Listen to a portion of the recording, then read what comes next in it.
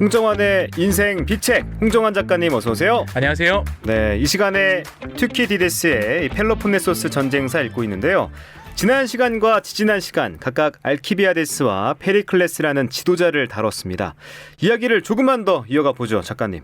같은 가문, 이 비슷한 지위에 올랐던 사람들이었지만 튜키디데스의 평가가 참 다른 것 같아요. 네, 알키비아데스와 페리클레스, 알키비아데스가 조카고 페리클레스가 외삼촌이죠. 네. 그리고 알키비아데스의 친부모님이 일찍 돌아가셨기 때문에 페리클레스가 그를 양육했습니다. 어떻게 보면 아버지 같은 사람이었습니다. 네. 투키디데스는 페리클레스를 대단히 높게 평가합니다.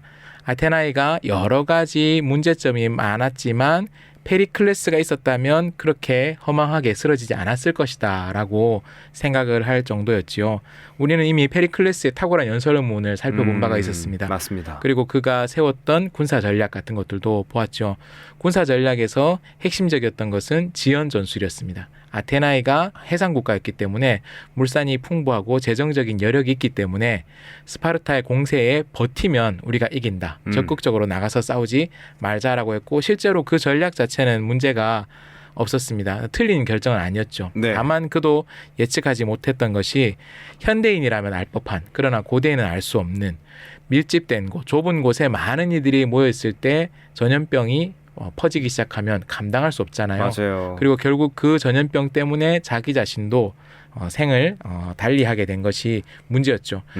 페리클레스 이후에 아테나이는 어떻게 보면 그때부터 끊임없이 추락하고 쇠망의 길을 걷기 시작했다고 해도 과언이 아닙니다. 우리가 지금 알고 있는 그리스 혹은 아테네의 이상적인 여러 문명, 민주주의, 문화 이런 이상적인 꽃들은 페리클레스 시절의 유산이라고 해도 과언이 아닙니다. 네. 그리스의 아테네의 황금기를 이끌었던 지도자였는데요. 반면에 알키비아데스는 어떤 사람이었는가? 그도 능력 면에서는 부족할 것이 없는 사람이었습니다. 그리고 가문은 페리클레스의 가문이었으니 얼마나 대단했습니까? 최고의 교육을 받았습니다. 스승은 소크라테스였습니다. 네. 항맥, 가문, 금력 모든 것이 넘칠 뿐만 아니라 제가 너무나 붕괴했었죠.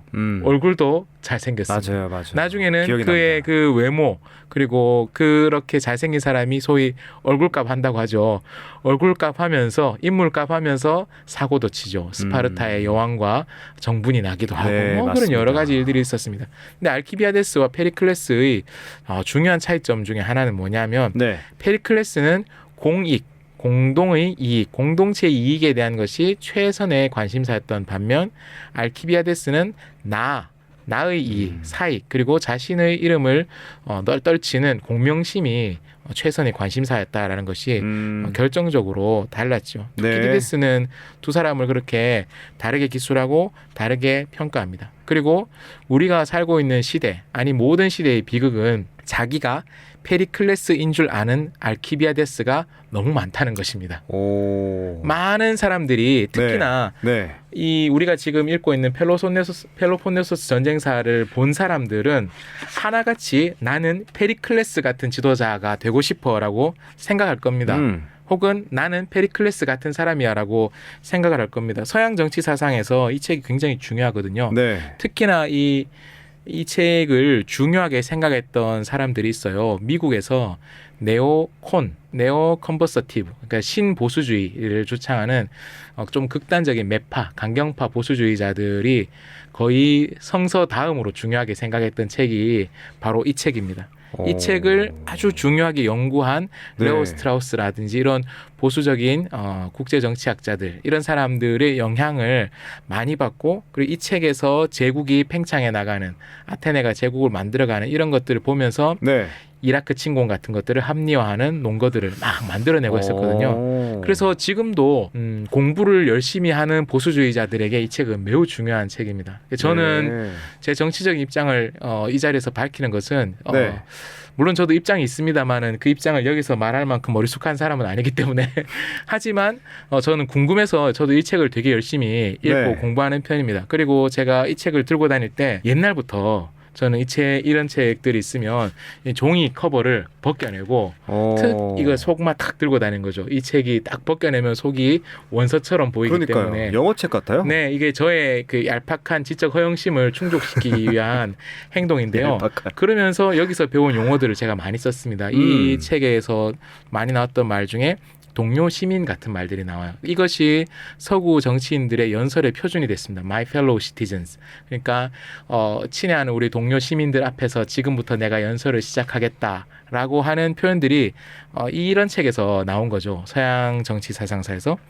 그리고는 수많은 사람들이 나는 이제 이 책을 공부하고 페리클레스가 될 거야 라고 하지만 그들은 대부분 알키비아데스로 마무리가 되는 거죠. 우리 알키비아데스를 살펴봤잖아요. 네. 페리클레스는 비록 정말 자기가 예상하지 못했던 전염병이라는 사태 앞에서 희생을 다 하게 됐지만 알키비아데스는 자신의 잘못된 선택이나 혹은 과거의 방탕한 습관 때문에 아테네에서 스파르타로, 스파르타에서 또 페르시아로, 그리고 나중에 또 아테네로, 또 다시 아테네에서 추방되는 뭐 그런 아주 굴곡진 인생을 살다가 결국 자기가 바람을 피웠던 자기 때문에 아내를 잃었던 스파르타의 왕이 보낸 자객에게 생명을 다했다라는 그런 전설까지 남아있을 정도로 네.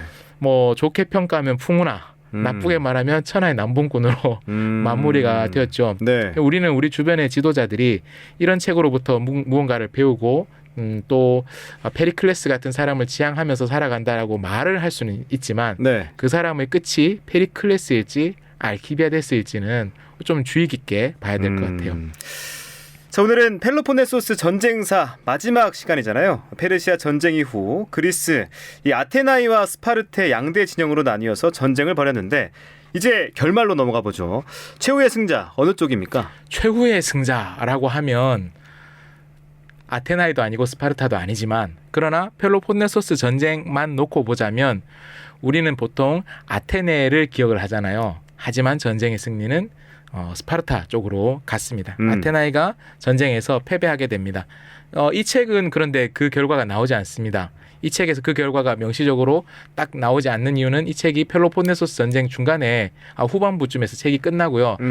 전쟁의 후반부의 세세한 기록들을 좀 더 보고 싶다라고 하면 다른 책이 있습니다. 어떤 책이요? 투키디데스 말고 크세노폰이 쓴 헬레니카라는 책이 있어요.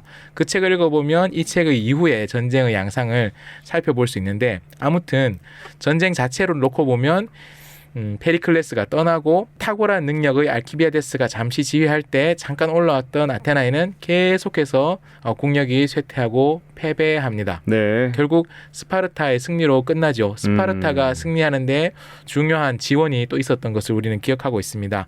그리스와 오래전에 싸웠던 페르시아가 스파르타를 원조했었죠. 스파르타를 지원한 것이죠. 그러면 승자는 누구냐? 스파르타도 아테나이도 아닌 페르시아가 그리스에 다시 전방위적인 영향력을 끼칠 수 있는 그러한 승자가 된 것 같았는데 네. 그랬는데 그리스에서도 약간 시골이라고 생각했었던 북방의 나라가 있었습니다. 어디예요? 마케도니아라는 나라가 있었습니다. 지금 현대에서는 마케도니아와 그리스가 분리돼 있잖아요. 근데 그때는 발칸반도에 같이 있는 또 다른 도시국가였던 거죠. 촌놈들이라고 생각했었던 대도시국가들 중에 대도시였던 아테나이와 스파르테 말고 북방의 마케도니아라는 나라에 아주 걸출한 영웅이 등장을 합니다. 그리스식으로는 알렉산드로스, 영어로는 알렉산더. 알렉산더가 등장을 해서 그리스를 통일할 뿐만 아니라 동방, 페르시아도 먹어버리는 거죠. 네. 인도 직전까지. 물론 그도 결국은 하늘이 내린 운명을 거부하지 못하고 인도 직전에서 결국 생을 다하게 됐는데 아무튼 그렇게 따지면 그리스 내전의 최종 승자는 누구냐? 1차적으로는 페르시아, 그리고 결국은 최종적으로는 그리스 북방의 강자였던 마케도니아가 되는 것이죠.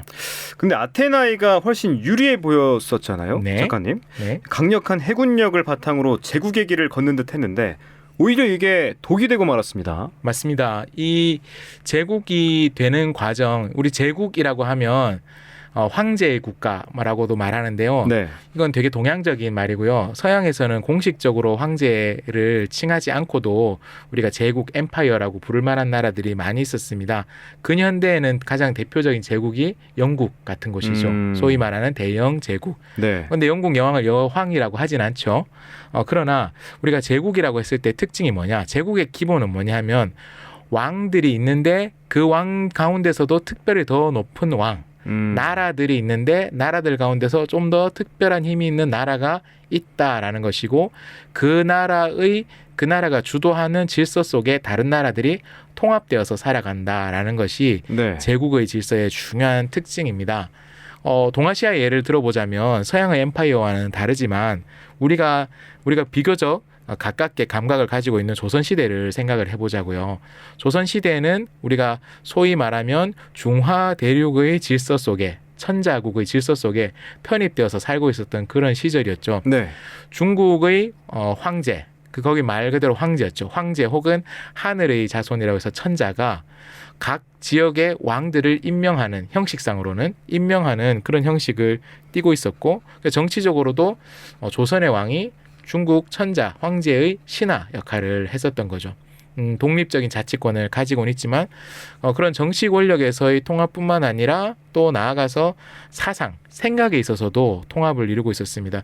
이 정치 사상에서 뭔가 통합을 이룰 수 있는 체계를 갖는다는 것이 되게 큰 의미를 갖고 있거든요. 우리가 지금은 유교, 유학 이러면 나쁜 것으로만 생각하잖아요. 고리타분하고 별로 공부하고 싶지 않고 생각하고 싶지도 않은 그런 것으로 생각하지만 그러나 유교적인 질서가 가정에서부터 시작해서 국가 그리고 국가와 국가 간의 단위까지 이 질서가 쫙 확장되는 순간 가정부터 시작해서 그리고 한 나라 안에 그리고 나라와 나라들 간에 통일된 방식으로 모든 것을 설명할 수 있게 되는 거예요.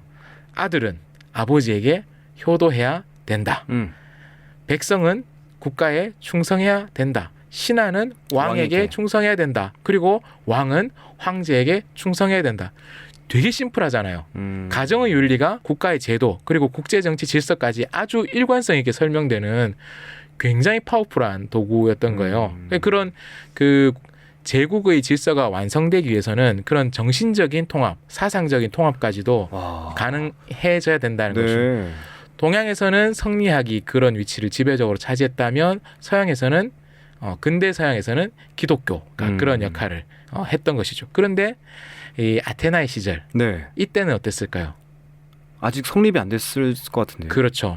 그래서 저는 아테나이가 제국화를 시도했고 어느 정도 진행했지만 결국은 아테나이의 제국주의는 실패한 제국주의 혹은 실패한 제국이다라고 평가를 합니다. 물론 전쟁에서 졌으니까 정치적 통합에 실패했으니까 실패한 거 아니야. 그렇게 말하는 것도 맞아요. 하지만 그와 동시에 그들을 통합시킬 수 있는 일종의 정신적인 체제를 갖추는데도 실패했던 것이죠. 우리는 지금 아니 무슨 소리야. 그리스 아테네가 소크라테스, 플라톤 그리고 또 아리스토텔레스 같은 사람들을 길러낸 그런 엄청난 곳인데 정신적 유산이 없다는 게 문제 아니야라고 말할 수 있지만 소크라테스가 아테네에서 성공한 사람이 아니잖아요. 사형당했잖아요. 우리는 지금 플라톤을 기억합니다. 하지만 그들의 주장이 당시 주류가 아니었기 때문에 그 책에 보면 그런 충돌들이 많이 남아 있는 거죠. 아리스토텔레스 어떻게 그의 업적들이 남아있을 수 있을까요? 그가 키웠던 걸출한 제자가 있습니다. 알렉산더. 그래서 결국 그는 아테나이의 황금기에 그들이 주류가 되었던 것은 아니었던 거죠. 그들의 생각이 아테네가 제국으로서 그리스를 통합하는데 별로 작용하지 못했죠. 오히려 소크라테스나 플라톤 같은 사람들은 플라톤의 저술에 남아있는 소크라테스의 목소리, 플라톤의 목소리는 뭐냐면 지금 우리 아테네가 이 제국화되고 있는 게 방향이 좀 이상한데 이렇게 가면 안 될 것 같은데 라는 그런 비판이 오히려 더 많이 있었죠. 그래서 이 아테나이는 제국화를 시도했으나 결국은 통합에는 실패한 제국이다라고 볼 수 있습니다. 자, 결국 아테나이는 그리스를 통합하는 데 실패했습니다. 그런데 이걸 아주 상징적으로 보여주는 사건이 있었다고요. 네, 이 펠로폰네소스 전쟁사 5권을 보면 멜로스 원정 혹은 멜로스 회담이라는 사건이 나옵니다. 멜로스 회담. 네. 멜로스라는 곳이 있어요. 네. 멜로스는 섬입니다. 이 섬인데 그리스가 두 개의 동맹으로 갈라져서 싸우고 있었잖아요. 아테나이를 중심으로 한 델로스 동맹, 그리고 스파르타를 중심으로 한 펠로폰네소스 동맹. 이렇게 나누어지는 데는 이 동맹이 나누어지는 데는 여러 가지 요인이 있겠죠. 가장 1차적으로는 지리적인 요인에 따라서 나누어질 겁니다. 그리고 또 중요한 것은 혈통입니다. 지금 몇 차례 얘기했지만 그리스에서는 왕들이 많잖아요. 도시국가.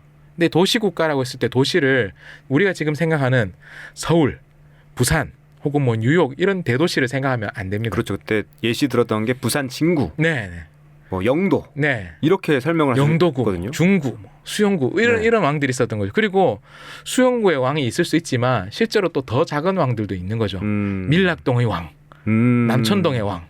그러면 밀락동, 남천동 붙어 있으면 다툴 수 있잖아요. 네. 밀락동의 왕과 남천동의 왕이 막 싸우면서 밀락동의 왕이 막 그럴 수 있겠죠. 너그 서장, 남천동 살제, 어이, 내가 임마, 어제 너그 서장이라고. 다 했어. 예, 다 했어 임마. 이러면서 그럴 수 있는 거죠. 네. 근데 이 멜로스라는 곳은 제일 작은 곳이에요. 근데 이 멜로스가 입지가 좀 묘한 곳이에요. 왜요? 지리적으로는 섬이라면서. 델로스 동맹권에 있어요. 그리고 섬이잖아요. 네. 이들이 무역을 하고 또 수산업을 하고 이렇게 하려면 이 고대 세계에는 상선과 군함 그리고 해적선이 언제든지 트랜지션이 가능한 곳이었잖아요. 네. 그럼 그런 곳으로부터 자신들을 보호할 필요가 있잖아요. 그럼 작은 나라는 스스로 보호하기 힘들죠.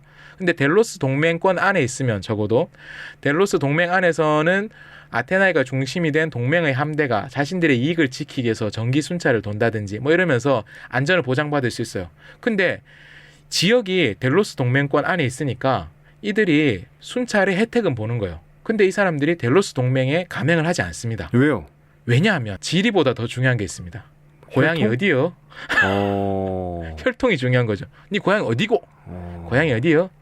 뭐 이러면서 이제 서로 그렇게 되는 거죠. 이들이 혈통적으로는 스파르타 쪽에 가까웠던 거예요. 고민이 되죠. 그러면 고민되지. 우리가 펠로폰네소스 동맹 그리고 델로스 동맹 중에 어디에 가맹할 것인가? 지금 우리가 살고 있는 곳, 우리의 현실적인 이득을 생각하면 델로스 델로스고. 동맹. 그런데 우리 뿌리를 생각하면 펠로폰네소스 동맹. 그러면 이들이 내릴 수 있는 선택은 네. 엄마가 좋아, 아빠가 좋아. 좋아. 엄마가 물에 빠지고 아빠가 물에 빠지면 누구 먼저 구할래? 이런 질문은 다르게 하죠. 아내가 남편에게 나랑 딸이 물에 빠지면 누구 먼저 구할래? 그러면 작가님께서 들었던 질문. 예, 그냥 막 내가 빠져 죽고 말겠다. 이들이 결국 선택을 못한 거죠. 그래요. 결국 못했습니까? 어떻게 보면 중립을 지키겠다고 한 거죠. 근데 힘 없는 나라가 중립을 주장하는 것만큼 사실 허망한 것이 없죠. 아테네 입장에서는 여러 가지 면에서 눈꼴이 사나운 거예요. 이 투키디데스가 아테네가 제국으로서 팽창 정책을 펼쳤던데 크게 세 가지 이유가 있다라고 이야기를 합니다. 첫 번째는 두려움, 그 다음은 체면, 마지막으로 이익, 이 세 가지 이유를 얘기합니다. 네. 우리가 어떤 조직을 만들고 조직을 팽창시켜 나갈 때 생각해보면 똑같아요. 미래에 대한 두려움이 있을 수 있잖아요. 있죠. 가장 간단하게는 먹고 살 것에 대한 두려움. 또 여기서 나 혼자는 뭘 할 수 없으니까 내가 나를 지켜줄 울타리 속으로 들어가거나 혹은 그런 울타리를 만들고 주변의 경쟁자들하고 같이 이제 싸웠을 때 혹은 그 경쟁을 달려가는 과정에서 뒤처지지 않기 위해서 열심히 노력한다는 것을 바꿔 말하면 팽창해 나가는 것이죠. 두려움 때문에 팽창 정책을 선택할 수 있습니다. 그리고 체면 때문에 팽창 정책을 선택하는 체면 경우도 때문에? 있죠. 체면이라고 말하면 느낌이 확 오지 않으실 텐데 체면과 팽창, 체면을 방송용으로 적합하지 않지만 가오라는 단어로 바꿔보면 이 가오와 팽창은 너무 잘 어울리죠. 조금 손해를 좀 볼 수도 있어요. 네. 근데 가오 상하지 않으려면 손해 보더라도 해야 되는 거죠. 어떤 드라마에 보면 깡패가 전국구냐 아니냐를 볼 때 네. 전국구라고 하면 전국에서 싸움을 제일 잘하는 사람이 아니라는 거예요. 전국의 어떤 경조사에도 다 축의금을 할 수 있는 사람, 다 화환을 보낼 수 있는 사람이 전국구라는 거죠. 돈이 많이 들죠? 손해가 많이 되죠? 들지. 하지만 그 사람은 영향력을 획득하게 되는 거죠. 그리고 마지막 현실적으로 팽창 정책을 취하면 이익이 된다는 거죠. 지금 이것은 우리가 살고 있는 조직도 다 마찬가지. 국가, 우리가 경험하는 회사, 어쩌면 우리 개인도 이 세 가지 동기가 복합적으로 작용을 해서 팽창 정책을 펼칩니다. 특히나 제국의 질서라는 것은 팽창을 멈추면 네. 나라가 망하는 겁니다. 음. 마치 자전거가 두 바퀴로 가는 자전거가 계속 달리는 동안에는 안 넘어져요. 네. 근데 멈추는 순간, 페달을 멈추는 순간 넘어지지. 결국은 넘어지게 되는 거죠.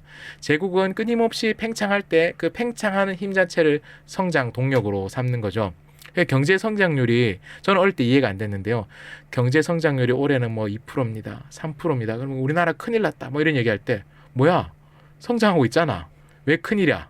근데 나중에 알게 됐죠. 아, 국제사회가 점점 경제 규모가 커지고 또 경제 규모는 비슷해도 물가가 오르기 때문에 성장률이란 건 계속 올라가는데 거기서 상대적으로 우리가 평균만큼만 성장하면 본전치기인데 평균보다 덜 성장하면 우리가 지금 후퇴하고 있다라는 거죠. 제국의 질서는 끊임없이 팽창하지 않으면 멈춰 있는 것은 곧 후퇴하는 것 혹은 망하는 것 그렇게 되는 거죠. 네. 아테나이가 그 길에 이미 올라타 버린 거예요. 올라타 버렸기 때문에 멈출 수가 없어요. 그래서 그들은 두려움 때문이건 이 멜로스가 우리 펠로폰네소스 적인 펠로폰네소스 동맹의 편에 붙어서서 우리의 가까이 있으면서 우리 턱 밑에 칼을 겨눌 수 있는 위협 이런 두려움 때문에라도 여기를 침공해야 되는 거예요. 혹은 이것들 봐라. 이 자식들이 지금 가까이에 있으면서 우리한테 감행하라고 몇 번을 얘기했는데도 말을 안 들어? 아, 이거 우리 이놈들 놔두면 또 이탈하는 놈들이 나올 수 있겠는데 체면도 상하는 거죠.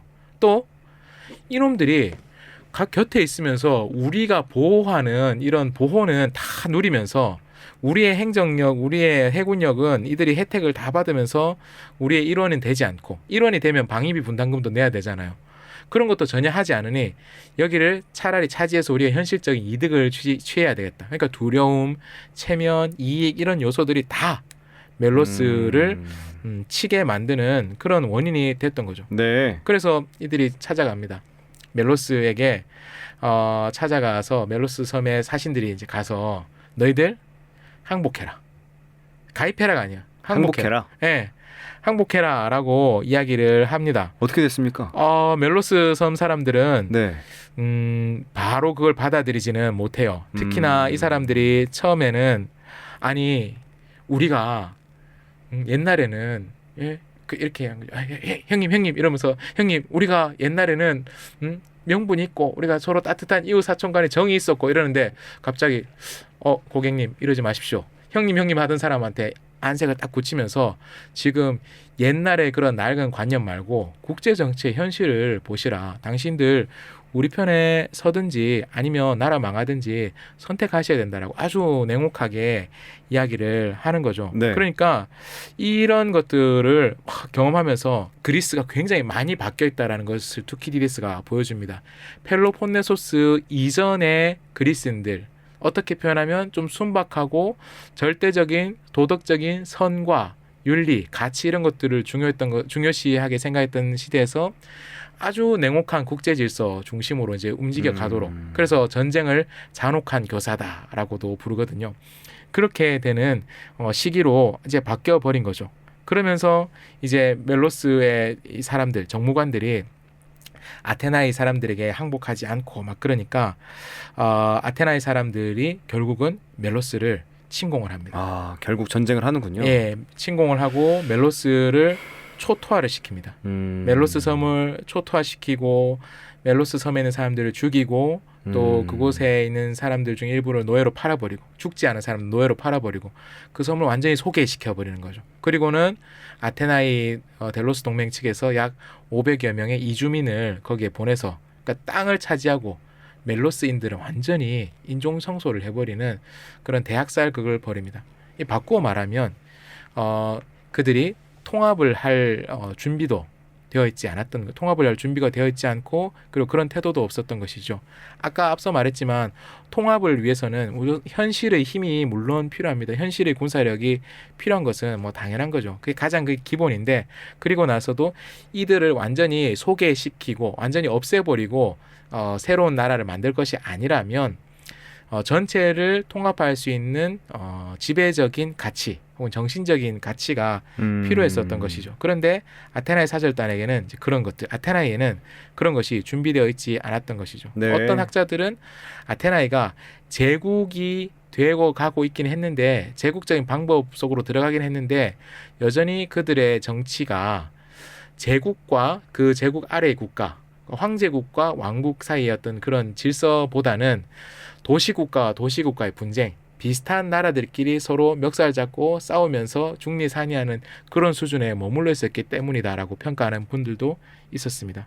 아테나이는 그런 면에서 우리에게 되게 중요한 교훈을 주고 있습니다. 누군가를 통합하고 싶다, 혹은 좀 더 큰 그림을 그리고 싶다라고 하면 이전에 동네에서 투닥거리던 정도의 질서, 힘의 질서로는 충분하지 않다라는 것을 보여주는 거죠.